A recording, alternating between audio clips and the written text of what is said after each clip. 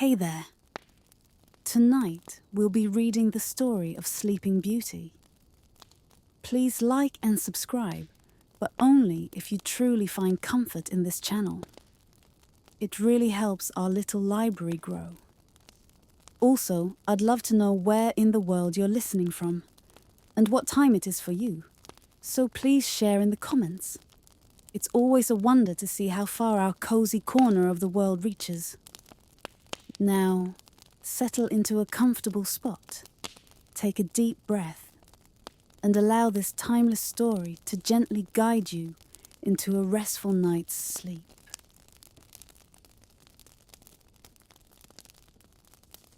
Once upon a time, there lived a king and queen who were grieved, more grieved than words can tell, because they had no children.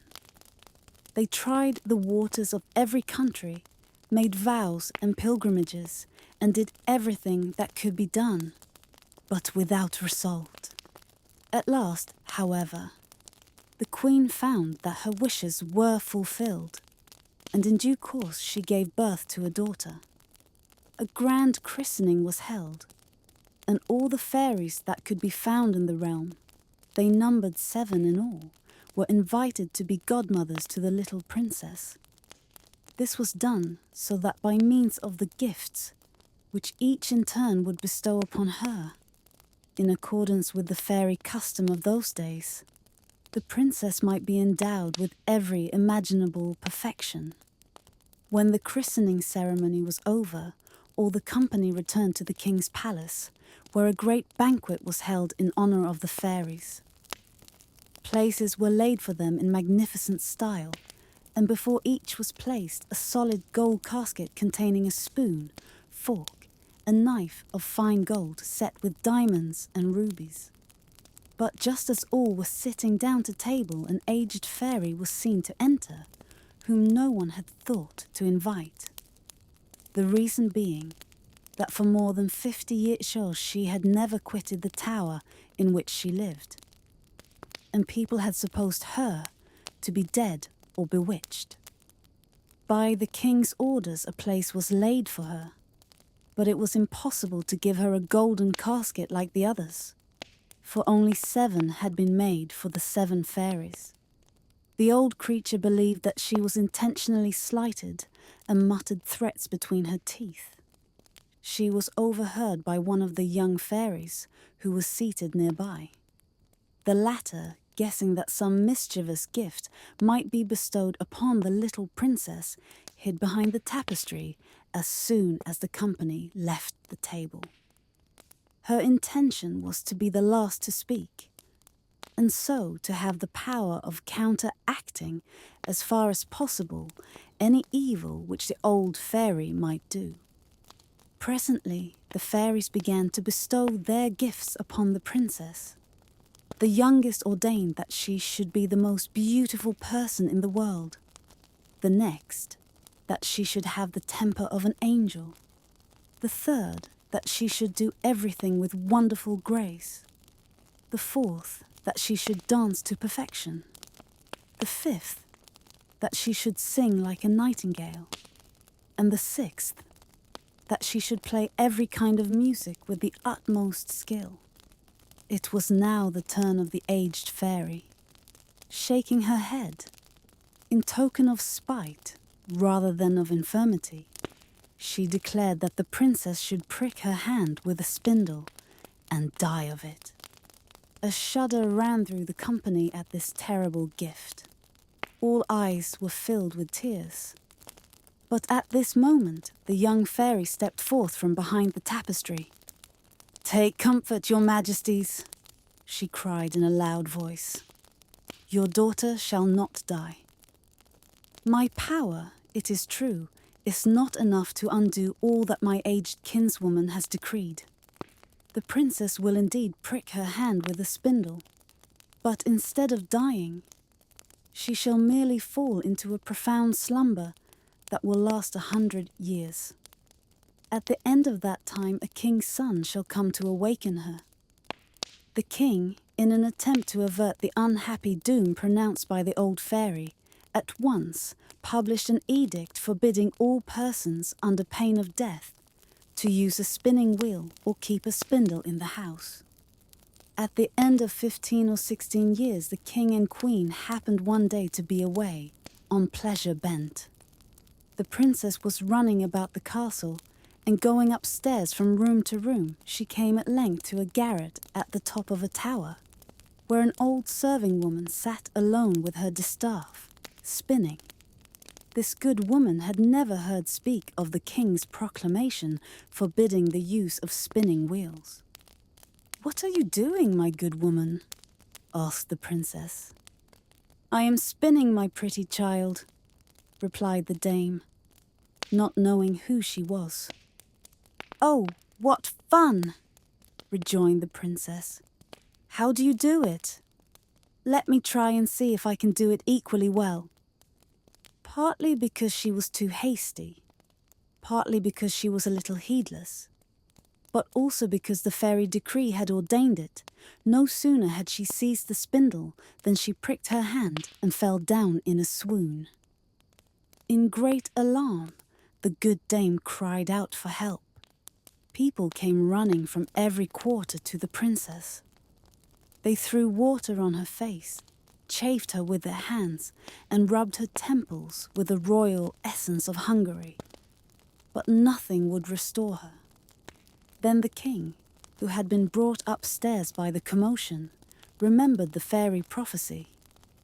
Feeling certain that what had happened was inevitable, since the fairies had decreed it, he gave orders that the princess should be placed in the finest apartment in the palace, upon a bed embroidered in gold and silver. You would have thought her an angel, so fair was she to behold.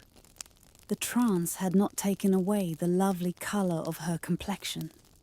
Her cheeks were delicately flushed, her lips like coral. Her eyes indeed were closed, but her gentle breathing could be heard, and it was therefore plain that she was not dead. The king commanded that she should be left to sleep in peace until the hour of her awakening should come. When the accident happened to the princess, the good fairy who had saved her life by condemning her to sleep 100 years was in the kingdom of Matakin, 12,000 leagues away. She was instantly warned of it, however, by a little dwarf who had a pair of 7-league boots, which are boots that enable one to cover 7 leagues at a single step. The fairy set off at once, and within an hour her chariot of fire, drawn by dragons, was seen approaching. The king handed her down from her chariot, and she approved of all that he had done. But being gifted with great powers of foresight, she bethought herself that when the princess came to be awakened, she would be much distressed to find herself all alone in the old castle. And this is what she did. She touched with her wand everybody, except the king and queen, who was in the castle. Governesses, maids of honour, ladies-in-waiting, gentlemen, officers, stewards, cooks, scullions, errand boys, guards, porters, pages, footmen. She touched likewise all the horses in the stables, with their grooms, the big mastiffs in the courtyard, and little Pof, the pet dog of the princess, who was lying on the bed beside his mistress. The moment she had touched them, they all fell asleep, to awaken only at the same moment as their mistress. Thus, they would always be ready with their service whenever she should require it. The very spits before the fire, loaded with partridges and pheasants, subsided into slumber, and the fire as well. All was done in a moment, for the fairies do not take long over their work. Then the king and queen kissed their dear child without waking her and left the castle. Proclamations were issued forbidding any approach to it, but these warnings were not needed, for within a quarter of an hour there grew up all round the park so vast a quantity of trees, big and small, with interlacing brambles and thorns, that neither man nor beast could penetrate them. The tops alone of the castle towers could be seen, and these only from a distance. Thus did the fairy's magic contrive that the princess, during all the time of her slumber, should have naught whatever to fear from prying eyes. At the end of 100 years, the throne had passed to another family from that of the sleeping princess.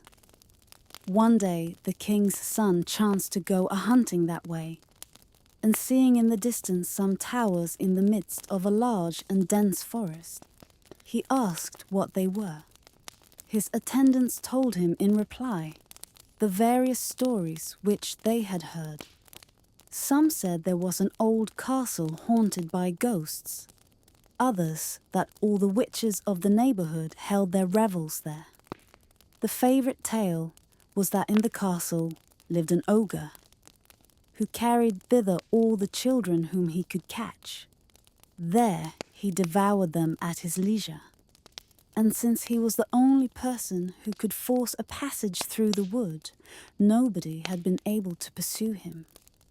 While the prince was wondering what to believe, an old peasant took up the tale. "Your Highness," said he, "more than 50 years ago, I heard my father say that in this castle lies a princess, the most beautiful that has ever been seen. It is her doom to sleep there for 100 years, and then to be awakened by a king's son, for whose coming she waits." This story fired the young prince. He jumped immediately to the conclusion that it was for him to see so gay an adventure through, and impelled alike by the wish for love and glory, he resolved to set about it on the spot. Hardly had he taken a step towards the wood when the tall trees, the brambles and the thorns separated of themselves and made a path for him. He turned in the direction of the castle and espied it at the end of a long avenue. This avenue he entered, and was surprised to notice that the trees closed up again as soon as he had passed, so that none of his retinue were able to follow him. A young and gallant prince is always brave, however. So he continued on his way, and presently reached a large forecourt. The sight that now met his gaze was enough to fill him with an icy fear. The silence of the place was dreadful, and death seemed all about him. The recumbent figures of men and animals had all the appearance of being lifeless, until he perceived by the pimply noses and ruddy faces of the porters that they merely slept. It was plain, too, from their glasses, in which was still some dregs of wine, that they had fallen asleep while drinking. The prince made his way into a great courtyard paved with marble, and mounting the staircase entered the guardroom. Here the guards were lined up on either side in 2 ranks, their muskets on their shoulders, snoring their hardest. Through several apartments crowded with ladies and gentlemen in waiting, some seated, some standing, but all asleep, he pushed on, and so came at last to a chamber which was decked all over with gold. There he encountered the most beautiful sight he had ever seen. Reclining upon a bed, the curtains of which on every side were drawn back, was a princess of seemingly some 15 or 16 summers, whose radiant beauty had an almost unearthly lustre. Trembling in his admiration, he drew near and went on his knees beside her. At the same moment, the hour of disenchantment having come, the princess awoke and bestowed upon him a look more tender than a first glance might seem to warrant. "Is it you, dear prince?" she said. "You have been long in coming." Charmed by these words, and especially by the manner in which they were said, the prince scarcely knew how to express his delight and gratification. He declared that he loved her better than he loved himself. His words were faltering, but they pleased the more for that. The less there is of eloquence, the more there is of love. Her embarrassment was less than his, and that is not to be wondered at, since she had had time to think of what she would say to him. It seems, although the story says nothing about it, that the good fairy had beguiled her long slumber with pleasant dreams. To be brief, after 4 hours of talking, they had not succeeded in uttering one half of the things they had to say to each other. Now the whole palace had awakened with the princess. Everyone went about his business, and since they were not all in love, they presently began to feel mortally hungry. The lady in waiting, who was suffering like the rest, at length lost patience, and in a loud voice called out to the princess that supper was served. The princess was already fully dressed, and in most magnificent style.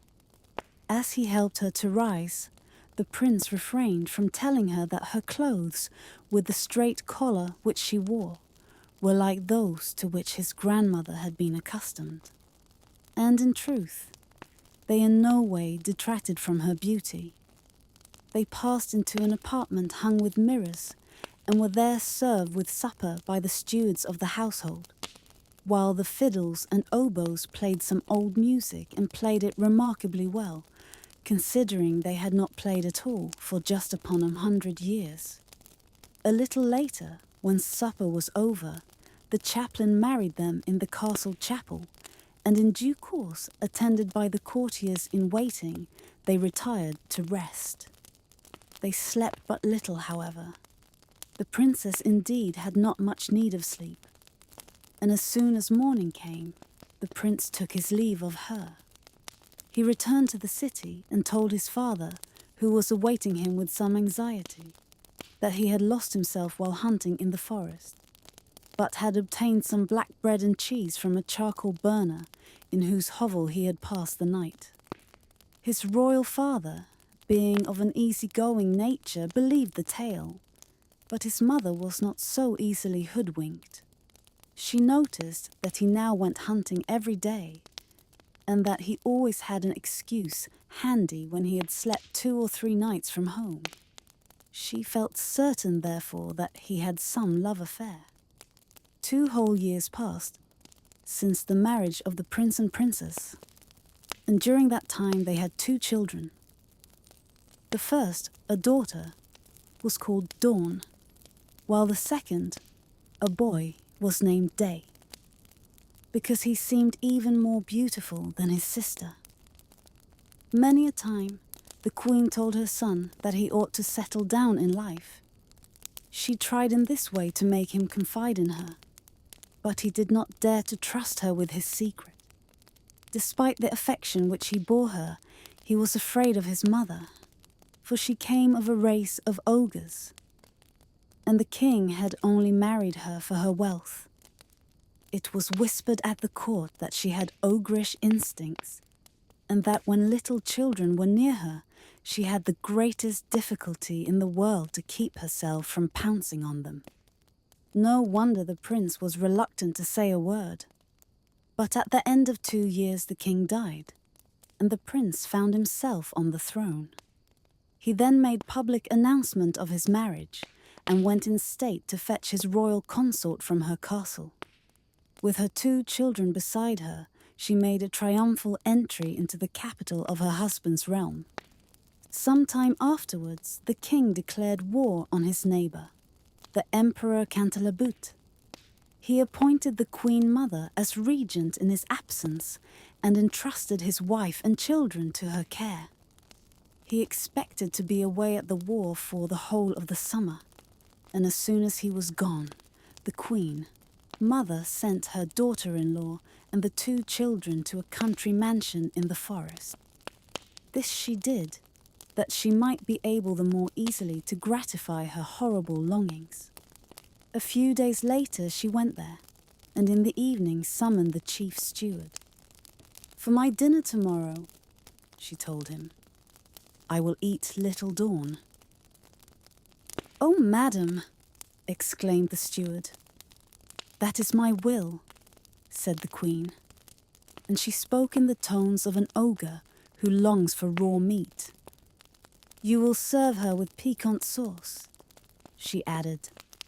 The poor man, seeing plainly that it was useless to trifle with an ogress, took his big knife and went up to little Dawn's chamber. She was at that time 4 years old, and when she came running with a smile to greet him, flinging her arms round his neck and coaxing him to give her some sweets, he burst into tears and let the knife fall from his hand. Presently, he went down to the yard behind the house and slaughtered a young lamb. For this he made so delicious a sauce that his mistress declared she had never eaten anything so good. At the same time, the steward carried little Dawn to his wife and bade the latter hide her in the quarters which they had below the yard. 8 days later, the wicked queen summoned her steward again. "For my supper," she announced, "I will eat little Day." The steward made no answer, being determined to trick her as he had done previously. He went in search of little Day, whom he found with a tiny foil in his hand, making brave passes, though he was but 3 years old, at a big monkey. He carried him off to his wife, who stowed him away in hiding with little Dawn. To the ogress the steward served up, in place of Day, a young kid so tender that she found it surpassingly delicious. So far, so good. But there came an evening when this evil queen again addressed the steward. "I have a mind," she said, "to eat the queen with the same sauce as you served with her children." This time, the poor steward despaired of being able to practice another deception. The young queen was 20 years old, without counting the 100 years she had been asleep. Her skin, though white and beautiful, had become a little tough, and what animal could he possibly find that would correspond to her? He made up his mind that if he would save his own life he must kill the queen, and went upstairs to her apartment determined to do the deed once and for all. Goading himself into a rage, he drew his knife and entered the young queen's chamber. But a reluctance to give her no moment of grace made him repeat respectfully the command which he had received from the Queen Mother. "Do it, do it," she cried, baring her neck to him. "Carry out the order you have been given. Then once more I shall see my children, my poor children that I loved so much." Nothing had been said to her when the children were stolen away, and she believed them to be dead. The poor steward was overcome by compassion. "No, no, madame," he declared. "You shall not die, but you shall certainly see your children again. That will be in my quarters, where I have hidden them. I shall make the queen eat a young hind in place of you, and thus trick her once more." Without more ado, he led her to his quarters, and leaving her there to embrace and weep over her children, proceeded to cook a hind with such art that the Queen Mother ate it for her supper with as much appetite as if it had indeed been the young queen. The Queen Mother felt well satisfied with her cruel deeds, and planned to tell the king, on his return, that savage wolves had devoured his consort and his children. It was her habit, however, to prowl often about the courts and alleys of the mansion, in the hope of scenting raw meat. And one evening she heard the little boy Day crying in a basement cellar.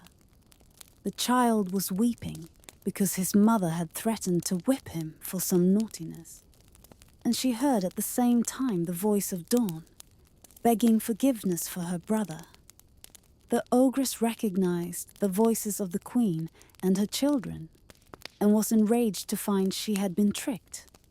The next morning, in tones so affrighting that all trembled, she ordered a huge vat to be brought into the middle of the courtyard. This she filled with vipers and toads, with snakes and serpents of every kind, intending to cast into it the queen and her children, and the steward with his wife and serving girl. By her command these were brought forward, with their hands tied behind their backs. There they were, and her minions were making ready to cast them into the vat, when into the courtyard rode the king. Nobody had expected him so soon, but he had travelled post-haste. Filled with amazement, he demanded to know what this horrible spectacle meant. None dared tell him, and at that moment the ogress, enraged at what confronted her, threw herself head foremost into the vat and was devoured on the instant by the hideous creatures she had placed in it. The king could not but be sorry, for after all she was his mother. But it was not long before he found ample consolation in his beautiful wife and children. Moral: many a girl has waited long for a husband brave or strong, but I'm sure I never met any sort of woman yet who could wait 100 years, free from fretting, free from fears. Now our story seems to show that a century or so, late or early, matters not. True love comes by fairy lot. Some old folk will even say it grows better by delay. Yet this good advice, I fear, helps us neither there nor here. Though philosophers may prate how much wiser 'tis to wait, maids will be a sighing still. Young blood must when young blood will.